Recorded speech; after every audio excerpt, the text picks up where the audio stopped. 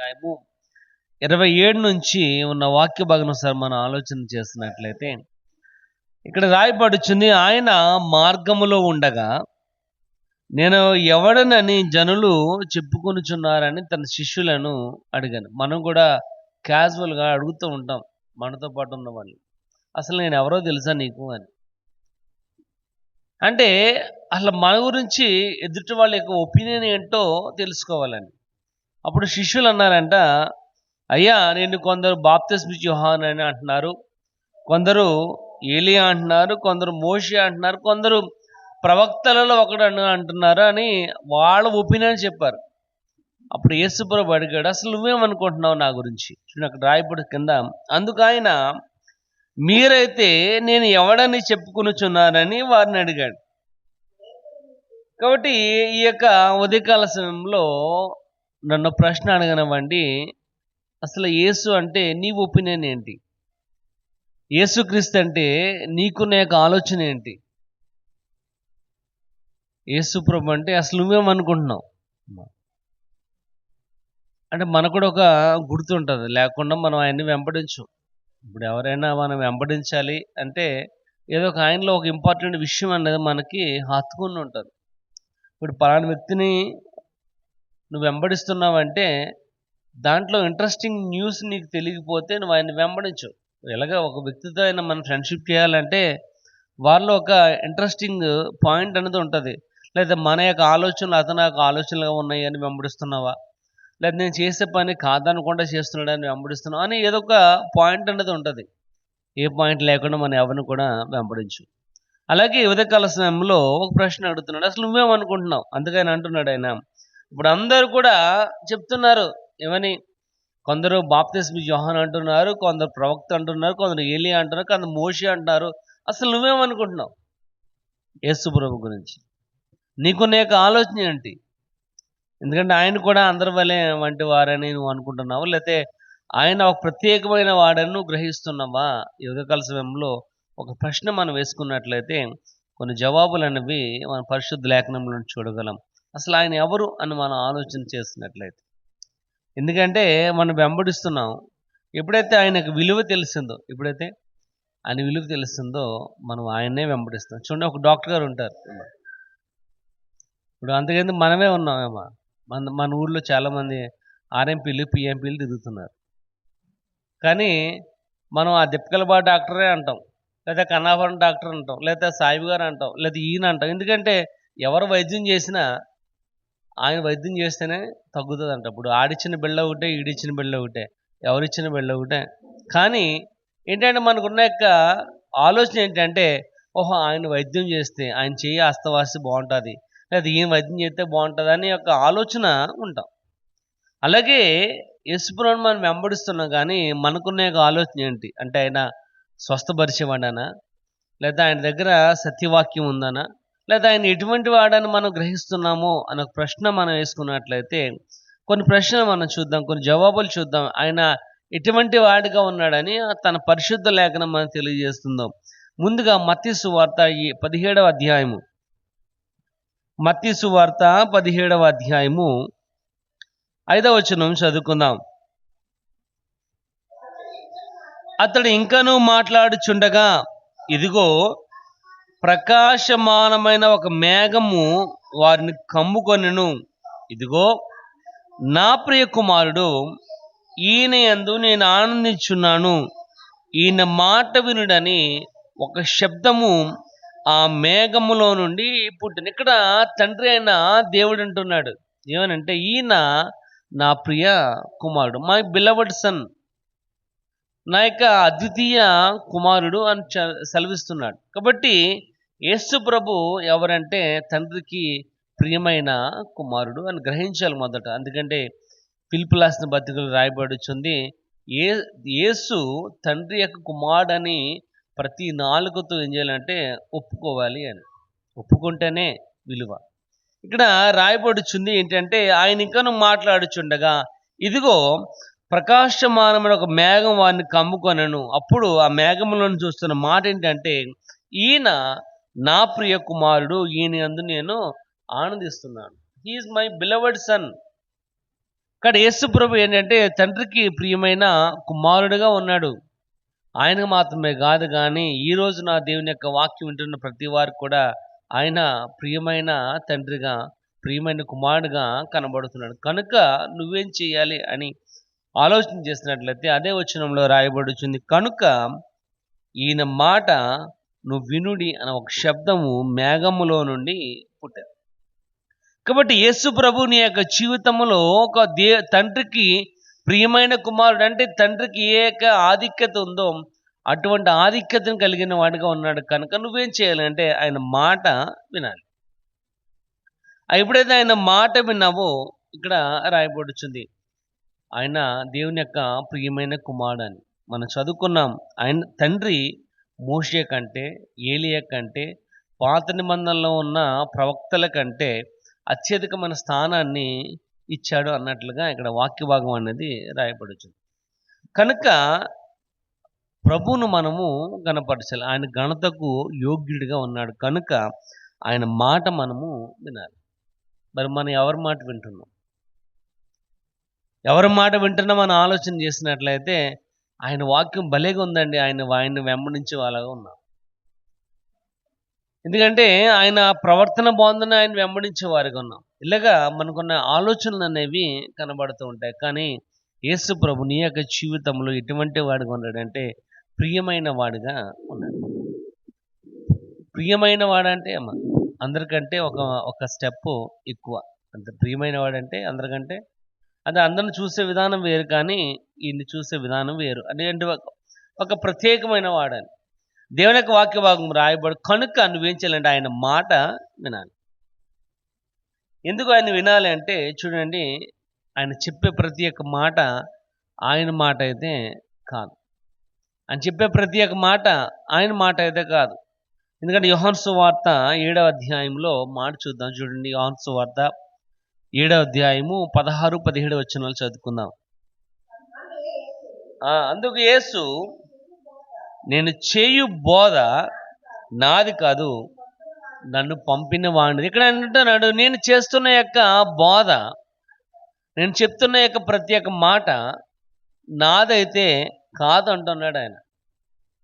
ఎవరిది అంటే నన్ను పంపించిన వానిదే మాట, నా మాట అయితే కాదు. కానీ మనం చూసుకున్నట్లయితే లోకంలో మనము ఉన్నాం కనుక ఆ లోకంలో మనము అనేకమైన మాటలు వింటూ ఉంటాం. అనేకమైన యొక్క ఉద్దేశాలను కలిగిన వారిగా ఉంటాం. కానీ వాటన్నింటికంటే ఆయన యోగ్యుడిగా ఉన్నాడు కనుక రాయబడుచుంది, ఆయన తండ్రికి అత్యంత ప్రియమైన కుమారుడుగా కనబడుతున్నాడు. కనుక ఇక్కడ అంటున్నాడు, నేను చేసే బోధ నాదైతే కాదు. చూడండి, అదే పుస్తకం 12వ అధ్యాయం చూద్దాం. 12వ అధ్యాయము 49వ వచనం సార్ చూద్దాం.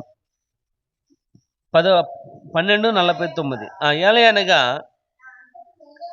నా అంతటా నేనే మాట్లాడలేదు, నేను ఏమనవలనో ఏమి మాట్లాడవలనో దాని గురించి నన్ను పంపిన వాని యొక్క, ఇక్కడ రాయబడిన అంతటా నేను ఏమి కూడా మాట్లాడతలేదు. కానీ మనం ఎవరిని వెంబడిస్తూ ఉంటామంటే దేవుని మాటలు కాకుండా తనంతటా తాను ఎవరైతే చెప్తున్నారో వారి మాటలు మనము వెంబడించే వారిగా ఉంటాం. దేవుని వాక్యానికి మొదటి స్థానం ఇవ్వకుండా తన మాటలకి ఎవరైతే మొదటి స్థానం ఇస్తారో వాళ్ళని మనము వెంబడించే వారిగా ఉన్నాం. ఆ విధంగా వెంబడిస్తే మనం నష్టమే తప్ప లాభం అయితే లేదు. కానీ ఇక్కడ రాయిచుంది, మన జీవితం అంతా కూడా మనకున్న యొక్క మెయిన్ ఎయిమ్ ఏంటంటే ఆయన మాట విన్నామా దాని మీదే ఆధారపడుతుంది. ఎప్పుడైతే ఆయన మాట విన్నామో ఆయన మన జీవితాన్ని మలచగలడు. ఎప్పుడైతే మనం ఆయన మాట విన్నామో ఆయన వైపు మనం తిరగాలి. యోబు అంటున్నాడు, సర్వశక్తుని వైపు నువ్వు తిరిగిన ఎడల, నీ గుడారములో నుండి దుర్మార్గతను తీసివేసిన ఎడల నువ్వు అభివృద్ధి పొందుతావు, నువ్వు దీవించబడతావు, నువ్వు ఆశీర్వదింపబడతావు, నీకు ఏది అవసరమో ఆయన చేస్తాడు అని రాయబడుతుంది. కానీ ఈ లోకంలో మనకు అనేకమైన మాటలు ఉన్నాయి. ఈ లోకంలో అనేకమైన వ్యక్తులను మనం వెంబడించే వారుగా ఉన్నాం. కానీ దేవుని మాట, యేసుప్రభు మాట మనం వింటున్నాం. ఎందుకంటే తండ్రి అంటున్నాడు, ఈయన నా ప్రియమైన కుమారుడు కనుక ఈయన మాట మీరు వినాలి. మాట వినుట వలన విశ్వాసం, విశ్వాసం వలన రక్షణ, రక్షణ వల్ల నీ జీవితము పాపములో నుండి విమోచింపబడినదిగా ఉంటుంది. కానీ ఇక్కడ రాయబడుచుంది ఏంటంటే మనం ఆయన మాట వినాలి. మరి ఎవరి మాట వింటున్నాం? ఇదిగా చూడండి, అపోస్తల కార్యాలు సార్ చూద్దాం. 3వ అధ్యాయము, అపోస్తల కార్యాలు 3వ అధ్యాయము 23వ వచనం ఒకసారి చదువుకుందాం. 3:23. ఆ ప్రవక్త మాట వినినవాడు ప్రజలలో ఉండకుండా సర్వనాశనమగుననెను. ఏంటంట? చాలా ఇక్కడ రాయబడుచుంది, ప్రవక్త మాట వినినవాడు ప్రజల్లో ఉండకుండా నాశనం అవును. అంటే ఎవరైతే దేవుని మాట వినకుండా ఎవరి మాట అయితే వింటున్నారు. మనం కూడా అన్ని మాటలు వింటూ ఉంటాం, కానీ యేసు మాట అనేటప్పటికీ వినం. అన్నిటికీ టయానికి ముందుంటాం. ఆఖరికి డాక్టర్ మీటింగ్ కూడా మనం ముందు లేకపోతే పక్కని రాసి రంపాన్ని ఎట్టేస్తాం, కానీ మనం మాత్రం ముందుగా ఉంటాం. యేసు మాట అనేటప్పటికీ ఒక స్టెప్ వెనకాలే ఉంటాం. ఇక్కడ రాయబడుచుంది, అన్ని మాటలు వింటాం కానీ ఆయన మాటకు మనం విలువ అనేది ఇవ్వం. కానీ ఈ ఉదయకాల సమయంలో ఆయన అంటున్నాడు, ఇక్కడ వాక్యం సెలవిస్తుంది, తండ్రికి అత్యంత ప్రియమైన కుమారుడుగా ఉన్నాడు కనుక మనం ఆయన మాట వినాలి అని. ఇక్కడ యేసు ప్రభు నీ యొక్క జీవితంలో తండ్రికి ప్రియమైన వాడు కనుక ఆయన మాట నువ్వు వినాలి. రెండోది మనం చూద్దాం, మత్తయి సువార్త 16వ అధ్యాయము, మత్తయి సువార్త 16వ అధ్యాయం 16వ వచనం నుంచి చదువుకుందాం. అందుకు సీమోను పేతురు, నీవు సజీవుడగు దేవుని కుమారుడు అని చెప్పాను అని రాయబడుతుంది. You are the son of living God. Peturu అంటున్నాడు, నువ్వు సజీవుడైన దేవుని యొక్క కుమారుడు అంటున్నాడు పేతురు. ఎందుకంటే అక్కడ వచనాలు మనం చదివినట్లయితే ఇందాక మనం చదువుకున్న వాక్య భాగమే ఏంటంటే, నువ్వు సజీవుడైన దేవుని యొక్క కుమారుడు అని. క్రీస్తు అంటే అభిషక్తుడు, యేసు అంటే రక్షకుడు. కానీ పాత నిబంధనలో ఉన్న వారందరికంటే ఇక్కడ యేసుని ఒక వ్యత్యాసంగా, ఒక ప్రత్యేకముగా ఈ యొక్క పుస్తకం యొక్క రచయిత తెలియజేస్తున్నాడు. ఇక్కడ రాయబడుచుంది, ఆయన మోషే కంటే గొప్పవాడని ఆ మెస్సియాను ఐడెంటిఫికేషన్ చేస్తూ ఇక్కడ రాస్తున్నాడు. అని ఏంటంటే, పేతురు అంటున్నాడు, ఈయన సజీవుడైన ఈ దేవుని యొక్క కుమారుడు అని. ఇక్కడ ఉదయకాల సమయంలో ఇక్కడ మనం ఆలోచన చేసినట్లయితే మన ఊహల్లో చాలా మంది దేవుళ్ళు కనపడుతూ ఉంటారు. మన ఊహల్లో చాలా మంది వ్యక్తులనే దేవుళ్ళుగా మనం భావిస్తూ ఉంటాం. కానీ ఇక్కడ దేవుని యొక్క వాక్య భాగం రాయబడుచుంది, వారందరికంటే ఈయన సజీవుడైన దేవుడు, అంటే లివింగ్ గాడ్. నిన్న నేడు నిరంతరము ఏకరీతిగా ఉండేవాడు, నిన్న నేడు నిరంతరము సజీవుడిగా ఉన్నవాడు. 2000 సంవత్సరాల క్రితం అయితే ఏ వాక్యం అయితే చెప్పబడిందో ఇప్పుడు కూడా అదే వాక్యము, అదే సజీవమైన వాక్యము మనం నేర్చుకుంటున్నాం. కాబట్టి ఈయన ఎప్పుడు కూడా ఒకే రీతిగా ఉండేవాడు, సజీవమైన దేవుడిగా రాయబడుచుంది. కానీ ఒకసారి చూడండి, కీర్తన బొక్కాలని అంటున్నాం, 115వ కీర్తన 4వ వచనం ఒకసారి చదువుకుందాం. ఒకసారి ఇక్కడ రాయబడుచుంది, 115వ కీర్తన 4వ వచనం, వారి విగ్రహములు వెండి బంగారువి, అవి మనుషుల యొక్క చేతి. ఇక్కడ రాయబడుచుంది, వారి విగ్రహములు వెండి బంగారంతో చేయబడినవి, వారి విగ్రహములు మనుషుల యొక్క చేతి పనులు. ఎందుకంటే అవి కళ్ళుంటాయి చూడలేవు, చెవులు ఉంటాయి వినలేవు, వాడికి కాళ్ళు ఉంటాయి కదపలేవు, వారి నాలుక ఉంటుంది మాట్లాడలేవు. కానీ ఇక్కడ రాయబడుచుంది, వారిని చేస్తున్న వారు ఆ విధంగానే ఉంటారు. కానీ ఇక్కడ రాయబడుచు వారందరికంటే ఇక్కడ రాయబడుచుంది, ఆయన సజీవమైన దేవుడు, లివింగ్ గాడ్. ఆయన ఎప్పుడు కూడా నిలిచేవాడు, అన్నిటికంటే ముఖ్యమైన వాడు, అందరికంటే ముఖ్యమైన వాడుగా రాయబడుచుంది. ఇక్కడ ప్రియమైన వాళ్ళరా, దేవుని యొక్క వాక్యం ఇక్కడ పేతురు అంటున్నాడు, నీవు సజీవుడైన దేవుని కుమారుడు అని నేను అంటున్నాను. ప్రియమైన వాళ్ళరా, మనము ఆ సజీవుడైన దేవుని ఆరాధిస్తున్నాం కనుక మనం ఆయన మాట వినాలి. ఒకసారి చూడండి, కొలసీలు రాసిన పత్రిక 1వ అధ్యాయంలో సార్ చూద్దాం. కొలసీలు రాసిన పత్రిక 1వ అధ్యాయము 16-17 వచనాలు చూద్దాం. ఏలయనగా ఆకాశమందున్నవియు భూమి అందున్నవియు దృశ్యమైనవి గాని అదృశ్యమైనవి గాని అవి సింహాసనములైనను ప్రభుత్వములైనను ప్రధానులైనను అధికారమైనను సర్వము ఆయన యందు సృజింపబడెను. సర్వమును ఆయన ద్వారాను ఆయనను బట్టి సృజింపబడెను. ఆయన అన్నిటికంటే ముందుగా ఉన్నవాడు, ఆయనే సమస్తమునకు ఆధారభూతుడు అని రాయబడుచుంది. ఇక్కడ ఆయన రాయబడుచుంది ఆయనే సమస్తమునకు ఆధారమైన వాడు అని. ఇక్కడ చూడు 16వ వచనం రాయబడి, భూమి అందున్నవి, ఆకాశమందున్నవి, భూమందున్నవి, దృశ్యమైనవి అదృశ్యమైనవి, సింహాసనములను ప్రభుత్వం, అంటే ఏదైనప్పటికీ అమ్మా, ఏది అయినప్పటికీ, ఉన్నవి అయినా రాబోవునవైనా ఏదైనప్పటికీ ఇక్కడ వాక్య భాగం రాయబడుచుంది ఆయనే ఆధారభూతుడు అని. అంటే ఆయన లేకుండా ఏమి కూడా జరగలేదు, ఆయన లేకుండా ఏమి కూడా జరగదు. ఇక్కడ ప్రియమైన వాళ్ళారా, ఆయన సజీవుడైన దేవుడు అని రాయబడుచుంది. ఇక్కడ మనం ఏం చేయాలంటే ఆయన యందు మనము లక్ష్యం. అందుకే రోమా పత్రిక 8వ అధ్యాయంలో రాయబడుచుంది, క్రీస్తు ప్రేమలో నుండి మనల్ని వేరు చేసేవాడు ఎవడు అని.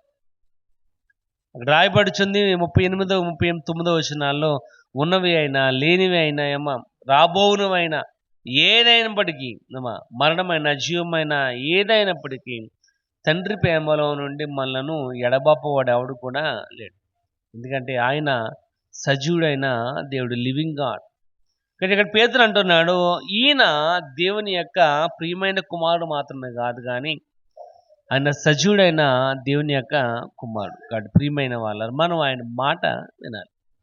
ఇక్కడ ఉదయకాల సమయంలో దేవుని యొక్క వాక్య భాగం రాయబడుచుంది. ఆయన నీకు ఎటువంటి వాడిగా ఉన్నాడో, నువ్వు ఏ విధంగా ఆలోచన కలిగిన వాడు. ఇది ఒక ప్రవక్తని క్యాజువల్గా తీసుకుంటున్నావా? కానీ ఇక్కడ వాక్య భాగం రాయబడుచుంది, ఆయన పాత నిబంధనలో ఉన్న ప్రవక్తల కంటే యేసు ప్రభు విమోచకుడిగా వచ్చాడు, ఒక రాజుగా ఈ లోకానికి వచ్చాడు. ఎందుకంటే మత్తయి సువార్త 2వ అధ్యాయంలో మనం చూసుకున్నట్లయితే, యూదుల రాజుగా పుట్టినవాడు ఎక్కడున్నాడని అడగడానికి వచ్చారు ఆయన జ్ఞానులు. కాబట్టి ఆయన king of kings, lord of lords. ఇక్కడ ప్రియమైన వాళ్ళారా, దేవుని యొక్క వాక్య భాగం రాయబడుచుంది, ఆయన సజీవుడైన దేవుడు అయి ఉన్నాడు. ఆయన ఒక మనిషి చేతి పని వాళ్ళు చేసిన ఒక విగ్రహం అంటే వాడైతే బంగారం వెండితో చేయబడిన వాడైతే కాదు. రాయబడుచున్న ఆయన సజీవమైన వాడు, నిన్న నేడు నిరంతరము ఒకే రీతిగా ఉండేవాడు. తర్వాత చూద్దాం యోహాను సువార్త 20:28 చూద్దాం. 20వ అధ్యాయము 28 చదవండి. అందుకు తోమా ఆయనతో, నా ప్రభువా, నా దేవా అనేను. ఇక్కడ చాలని, ఇక్కడ తోమాతో మాట్లాడుతున్నాడు. యేసు ప్రభు చనిపోయిన తర్వాత 8 దినములైన తర్వాత మరలా వారి గదిలో ఉన్నప్పుడు వారు ప్రత్యక్షమయ్యాడు. అప్పుడు ఆ వారితో పాటు, అంటే శిష్యులతో పాటు ఉన్న వ్యక్తి ఎవరంటే తోమా. ఎందుకంటే తోమా అన్నాడు, మీరు ఆయన లేచాడు అంటున్నారు కానీ నేను ఆయనను ఆయన గాయములో వేలి పెడతాను తప్ప నేను ఆయనను నమ్మను అని. అప్పుడు ఇక్కడ జరిగిన సందర్భం ఇక్కడ రాయబడుచుంది. ఆ పై వచనంలో అంటున్నాడు, తరువాత తోమాను చూచి, నీ వేలిటి చాచి నా చేతులు చూడము, నీ చెయ్యి చాచి నా ప్రక్కల ఉంచి అవిశ్వాసి కాక విశ్వాసియే ఉండుము అన్నప్పుడు తోమా అంటున్నాడు, నా ప్రభువా, నా దేవా అని, మై లార్డ్, మై గాడ్. ఎందుకంటే ఆయన తండ్రిగా, ఆయన దేవుడిగా, ఆయన సమస్తమునకు ఆధారభూతుడిగా ఉన్నాడు కనుక ఆయన అంటున్నాడు అక్కడ ఏంటంటే, నువ్వు అవిశ్వాసికి కాక నువ్వు విశ్వాసిగా ఉన్నావు. అంటే నువ్వు ఏ రకమైన సందేహపడవద్దు, ఆయన చేస్తాడా చేయడా అని. నువ్వు ఏ రకమైన ఆలోచన వద్దు, డౌట్ వద్దు నీ యొక్క జీవితంలో ఈ పని జరుగుతుందా లేదా అని. కానీ ఇక్కడ వాక్య భాగం రాయబడుచుంది, ఆయన తన ప్రజల తప్పులను దేవుడు మేలుగా మారుస్తాడు. అక్కడ చేసింది అయితే రాంగ్, తోమా చేసింది. ఎందుకంటే ఆయన గాయాల్లో వేలు పెట్టి మరలా బాధను రేపడం. కానీ అక్కడ అంటున్నాడు, నువ్వు అయినప్పుడు ఇదిగో నా గాయములు, ఇగో నా పక్కన చేయి పెట్టి చూడు. అవిశ్వాసి కాక విశ్వాసిగా నువ్వు ఉండాలి. అంటే నీ యొక్క జీవితంలో డౌట్ వద్దు, ఏ రకమైన సందేహం వద్దు. ఎందుకంటే వాక్య భాగం రాయబడుచుంది యాకోబు పత్రికలో, నువ్వు సందేహింపకుండా అడగాలి. ఎందుకంటే మనం అపనమ్మకంగా మనం డౌట్‌ఫుల్‌గానే ఉంటాం. ఆయన పని ఏది చేయాలన్నా ఆలోచన చేస్తూ ఉంటాం. అలా అవుద్దంటావా? అవ్వదంటావా అని. కానీ ఉదయకాల సమయంలో దేవుని యొక్క వాక్య భాగం రాయబడి నీకు అసలు ఏ రకమైన సందేహం అయితే వద్దు. ఆయన దేవుడు నమ్మదగినవాడు. ఒకటో కొరింథీయులకు రాయబడిచింది ప్రభువు నమ్మదగినవాడు. ఎందుకంటే ఆయన చేసిన వాగ్దానాన్ని ఎన్నడూ కూడా మర్చిపోయేవాడు కాదు. మనమే మర్చిపోతూ ఉంటాం. రాత్రి చేసిన వాగ్దానం పొద్దునకి మనము జ్ఞాపకం ఉండదు. రాత్రి చేసిన యొక్క మాట పొద్దున కొద్దిడికి మనం మర్చిపోతాం. కానీ ఇక్కడ ఆయన అంటున్నాడు ఆయన చేసిన వాగ్దానాన్ని మర్చిపోయేవాడు కాదు. చూడండి మత్తయి సువార్త 21, 21 చూద్దాం ఒకసారి. మత్తయి సువార్త 21వ అధ్యాయము 21వ వచనం. విశ్వాసము కలిగి అందుకు మీరు విశ్వాసము కలిగి సందేహపడకుండాని ఎడల ఇక్కడ రాయబడుచుంది. ఇక్కడ ఏంటంటే మీరు విశ్వాసము కలిగి సందేహపడకుండాని ఎడల అంటున్నాడు. అంటే మనకు విశ్వాసం ఉంది, దానితో పాటు దాని వెనకాల సందేహం కూడా ఉంది. అంటే విశ్వాసం ఉంది, అది ఎలాగో అంటే 100% లేదు, 50% మాత్రం ఉంది. అందుకే ప్రకటనలో అన్నట్లు నువ్వు వెచ్చగానైనా ఉండు, చల్లగానైనా ఉండు, కానీ నులివెచ్చగా ఉన్నట్లయితే నా నోటి నుండి నిన్ను ఉమ్మి వేస్తాను అని. ఇక్కడ ప్రియమైన వాళ్ళారా, దేవుని యొక్క వాక్య భాగము రాయబడచ్చు. మన విశ్వాసము కలిగి సందేహింపక మనం అడిగినట్లయితే తప్పకుండా ఆయన తన కార్యాన్ని చేస్తాడు. చూడండి అదే లూకా సువార్త 24:38 కూడా చూద్దాం ఒకసారి. 24:38 లూకా సువార్త.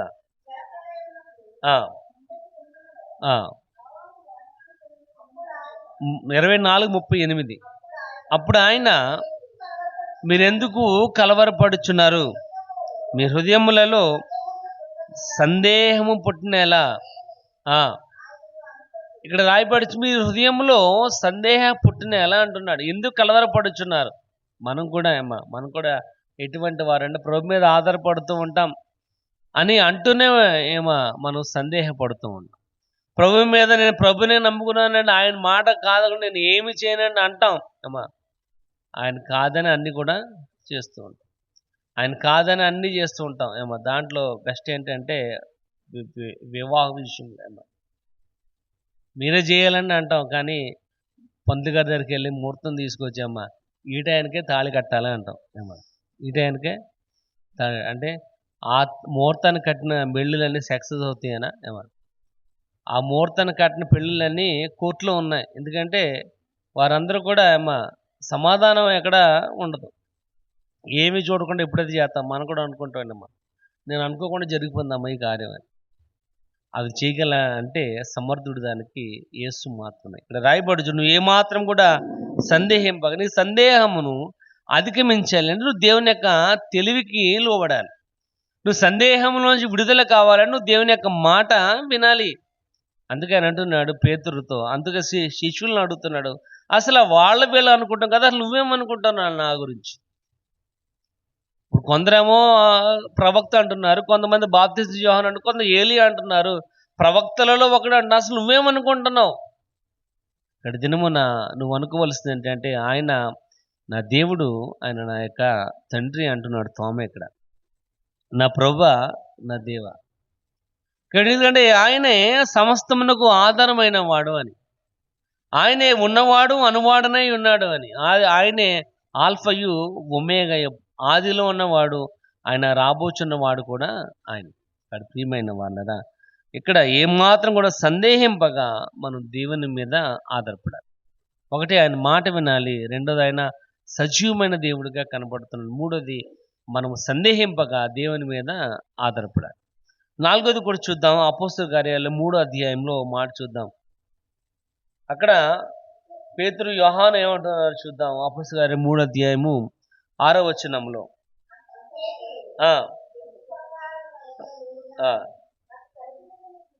ఇక్కడ అందుకు పేతురు, వెండి బంగారు నా యొద్ద లేవు కానీ నాకు కలిగినది నీకు ఇచ్చున్నాను. అదేంటంటే నజరేయుడైన యేసు అంటున్నాడు. పేతురు ఏమంటున్నాడు అంటే ఈయన నజరేయుడైన యేసు. ఎందుకంటే ఈయన దగ్గర మాత్రమే నీ శోధనలో నుంచి, నీ ఇబ్బందుల్లో నుంచి, నీ కష్టాల నుంచి నిన్ను విడిపించగలిగిన వాడు ఎవరంటే ఆయన నజరేయుడైన యేసు. ఇక్కడ రాయబడుచుంది, నజరేయుడైన యేసు నామములో నువ్వు లేచి నడవమని చెప్పగానే ఆ యొక్క పుట్టికుంటివాడైన ఆ వ్యక్తి లేచి నడిచినట్లుగా, తన చీలమండలం నుంచి బలము పుంజుకుని నిలబడినట్లుగా, వారితో పాటు గంతులు వేస్తూ దావలోను వెళ్ళినట్లుగా కనబడుతుంది. కాబట్టి ఆయన ఒక సర్వసాధారణమైన వ్యక్తి అయితే కాదు. అందుకే 1 సమూయేలు గ్రంథంలో రాయబడుచుంది, ఇజ్రాయేలుకు ఆధారమైన వాడు నరుడైతే కాదు, అంతకంటే ఎక్కువ. ఈ దినమున వారికి మాత్రమే కాదు, ఎవరైతే ఆయన యందు విశ్వాసం ఉంచుతారో, ఎవరైతే ఆయన యందు నమ్మకం ఉంచుతారో, నమ్మకం ఉంచిన వారందరికీ కూడా ఆయన ఒక వ్యక్తి అయితే కాడు, కానీ అంతకంటే ఎక్కువగా రాయబడుచుంది. కాబట్టి ప్రియమైన వారలారా, ఆయన నజరేయుడైన యేసు. అదే అపొస్తలుల కార్యాలు 4వ అధ్యాయంలో రాయబడుచుంది, నజరేయుడైన యేసు నామములోనే రక్షణ అని రాయబడుచుంది. అంటే ఆయన నామంలోనే రక్షణ, ఆయన మాత్రమే నిన్ను రక్షించగలిగినవాడు. ఎందుకంటే మనుషులకు అసాధ్యము, కానీ దేవునికి మాత్రము సమస్తం కూడా సాధ్యం. నమ్ముట నీ వలన నమ్మువానికి సమస్తం కూడా సాధ్యం. ఎందుకంటే ఆయన మన యొక్క జీవితంలో అపనమ్మకము లేకుండా చేసేవాడు ఆయన. కానీ మనమే ఆ యొక్క అపనమ్మకాన్ని పెట్టి మన పని చేస్తూ ఉంటాం. అపనమ్మకాన్ని ఎదురుగుండా పెట్టి మనము మన పని చేస్తాం. అంటే అవుతుందా లేదా అని పరిపూర్ణంగా దేవుని మీద ఎప్పుడైతే మనము ఆధారపడం. కానీ దినమున దేవుని యొక్క వాక్య భాగం రాయబడుచుంది, ఆయన నజరేయుడైన యేసు. యేసులో విడుదల ఉంది, యేసులో స్వస్థత ఉంది, యేసులో సమస్తమును కూడా ఆయన నీ కోసము ఏర్పాటు చేశారు. అందుకే రాయబడుచు, దేవుని యొక్క సంకల్పం చెప్పున పిలువబడిన వారికి ఆయన ఏమేమి సిద్ధపరచున్నాం అవి కంటికి కనబడవు, చెవికి హృదయానికి గోచరము. కాబట్టి ఆయన నజరేయుడైన యేసు, ఆయన ఇక ధర్మశాస్త్రమునకు లోబడిన వాడిగా ఉన్నప్పుడు నీ కోసం ఆయన తన ప్రాణాన్ని దానికి ప్రతిఫలముగా త్యాగం చేస్తాడు. ఎందుకంటే నువ్వు ఉండవలసిన స్థానములో ఆయన ఉండి నీ తరపున ఆయన ఆ శిక్షను భరించాడు. కనుక ఆయన నువ్వు నమ్ముకున్నట్లయితే నువ్వు నష్టపోవు. ఎందుకంటే రోమపత్రికలు అంటున్నాడు, ఆయన ఎడల ఉన్న నిరీక్షణ మనల్ని ఎప్పుడు కూడా సిగ్గుపరచదు. ఇక్కడ శ్రమల యందు మనము అతిశయపడేవారుగా ఉండాలి. శ్రమలు లేకపోతేనే బాధపడాలి, ఏంటి ఇంకా నాకు శ్రమ రాలేదు అని. ఎప్పుడైతే మన శ్రమ వచ్చిందో బాధపడిపోతాం, నాకే వచ్చింది శ్రమలని. కానీ శ్రమ వస్తేనే మన యొక్క విశ్వాసం ఎంత ఉందో, నీ స్టామినా ఎంతో తెలుస్తుంది. ఇక్కడ ప్రియమైన వాళ్ళు, ఇక్కడ రాయబడుచుంది, నజరేయుడైన యేసు నామములోనే రక్షణ. కాబట్టి ఉదయకాల సమయంలో అడుగుతున్న ప్రశ్నకు యేసు ప్రభు నీకెవరు అని ఆలోచన చేస్తున్నట్లయితే, ఒకటి ఇక్కడ రాయబడుచు మనం నేర్చుకున్నది, ఈయన తండ్రి యొక్క అద్వితీయ కుమారుడుగా కనబడుతున్నాడు. రెండవది పేతురు అంటున్నాడు, ఈ ద లివింగ్ గాడ్, సజీవుడైన దేవుడిగా ఉన్నాడు. మూడోది తోమ అంటున్నాడు, నా దేవా నా ప్రభువా, నువ్వు ఆయన రాజులకు రాజు ప్రభులకు ప్రభుగా ఉన్నవాడు. నాలుగోది రాయబడుతుంది, ఈయన నజరేయుడైన యేసు. కాబట్టి ఆయన ఒక వెండి బంగారం వల్ల చేయబడిన వాడైతే కాదు, కానీ ఆయన సజీవమైన దేవుడు. రేపొద్దున రాబోయే రోజులు నీ కోసం ఆయన మరలా రాబోతున్నాడు. కనుక ఆయన వచ్చినప్పుడు ఆయనతో పాటు ఉండడానికి మనము ఎగిరిపాటు కలిగిన వారుగా, ఆయన వచ్చినప్పుడు ఆయనతో పాటు ఉండడానికి మనము ఆశపడిన వారుగా ఉందాం. అంటే కృపను దేవుడు మనకు అనుగ్రహించలాగిన ప్రార్థన చేద్దాం. దేవుడు కొద్ది మాటలు మన వెనుకలు దీవించి ఆశీర్వదించును గాక.